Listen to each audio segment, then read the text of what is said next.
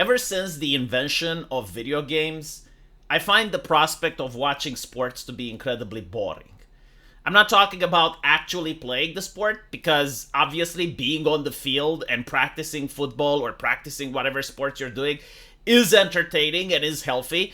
But I'm talking like staying at home and watching the television.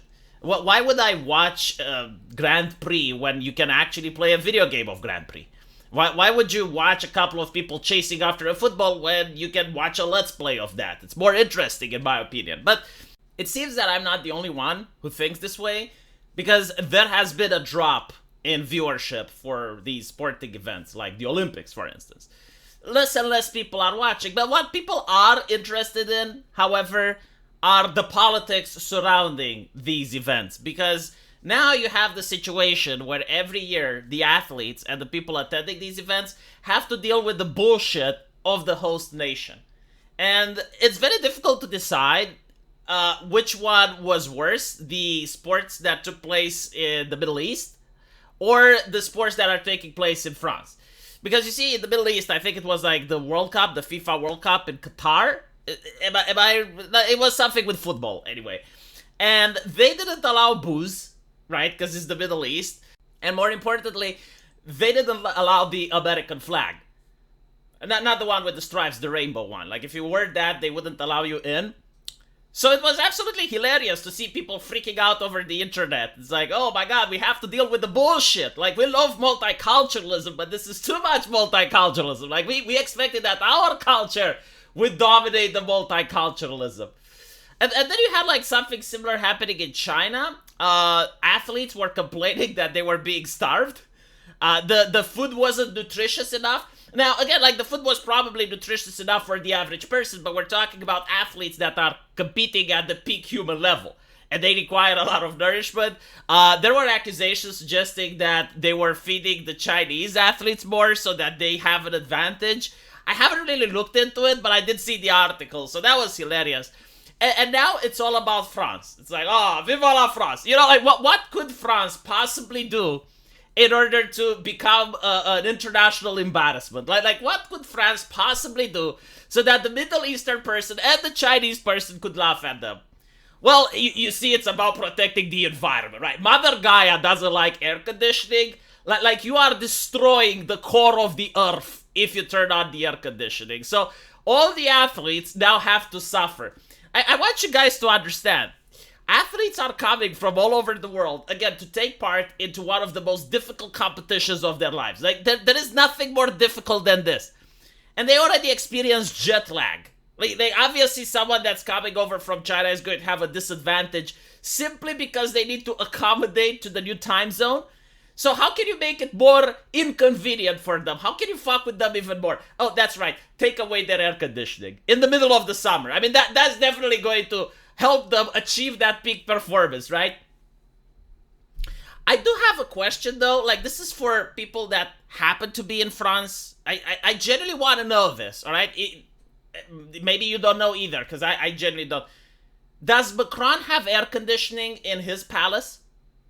Like, do the French politicians, when they sign legislation, do they have access to air conditioning? Do they fly commercial, or do they fly private jets? Do they have personal property like yachts and shit? I'm genuinely curious, because it seems to me that France is still an aristocracy. You have the plebs, and then you have the nobility, right? Maybe the nobility has like a plan with Mother Gaia, like they're communing with the science better than the rest of us, and they can have air conditioning. They can fly with a private jet. They can actually travel with a yacht. Like, for them it's allowed, but for everyone else, no. Everyone else needs to make sacrifices so that people like Macron can feel more comfortable. Is this what it is? Because I'm genuinely curious. You know, like, if the earth is ending, right? Like, if it's such a catastrophe, if the calamity is so great, why even have these Olympic Games anyway? Like, they're not essential for human survival, right? And the viewership is dropping, as I mentioned. So if you're really that concerned about saving the planet, cancel the Olympic Games. You don't need them. You got video games. Stay at home, you know? Because, again, it's not just the athletes that are coming over, but it's also all of the tourists and all of the other spectators, right? Like they're flying planes, they're flying commercial, they're causing a lot of damage to the environment.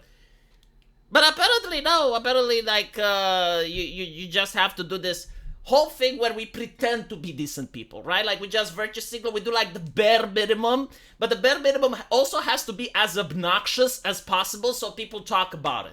So people flap their mouth about it, and it's like, look how much France cares about the environment. How much? They're making the athletes go through the intense summer heat. So apparently, the Olympic team. And by the way, one more thing. When I was in the UK, I noticed that a lot of Scrooges, and by Scrooge I mean greedy corporations, right? The ones that left-leaning ideology is all about, the ones that Karl Marx used to love, greedy companies. What they would do is that they would shut down electricity to certain parts. So like you'd go into a mall, and you'd notice that certain elevators weren't running, or that certain escalators didn't function, and they would have like a little plaque there. It's like, oh, we disabled this for the environment. And I'm like, no, you fucking didn't. You disabled this because electricity is more expensive now. That's why you did it. But you like to pretend that yeah, we're not actually cutting costs. No. It's all about the environment. It's all about the planet.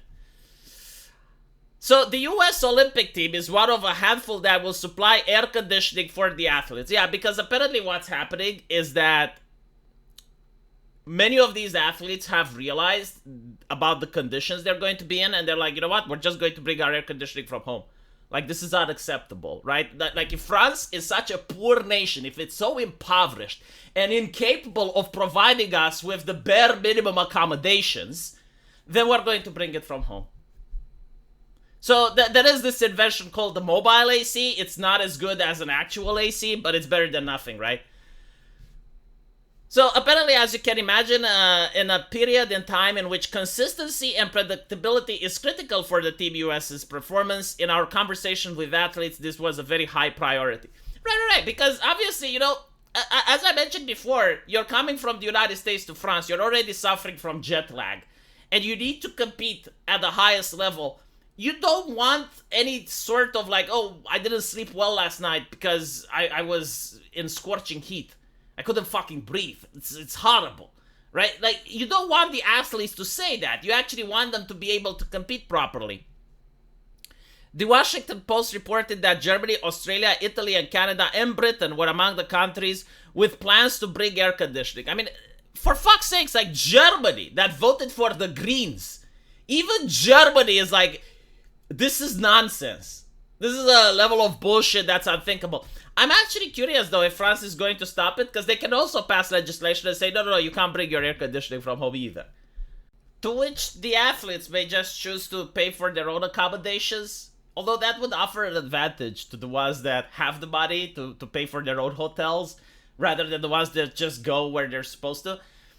And by the way, like, again, when you're talking about, like, a competition that is like the Olympics, even the smallest advantage can help, right? Like, anyone that's into any other type of competitions, you will know that at the peak level, at the top, usually players are quite similar, and it's just like a small advantage that's needed in order to offset the winner. So, we'll see. I hope they do it, though. I hope France just says, we're not going to allow you to take your air conditioning from home either. That would be hilarious. See, like, this is what entertainment is about. Seeing politicians fucking with people. Like, this is what I want to see. I don't care about sports. Like, I already have video games. I just want to know, what is the length that politicians are willing to go just to fuck with people because they can? And also try to pretend that they're decent human beings while doing it. That is like, mwah, wishy cushy. Let me know what you guys think, though. And as usual, I'll see you in the comment section. Take care.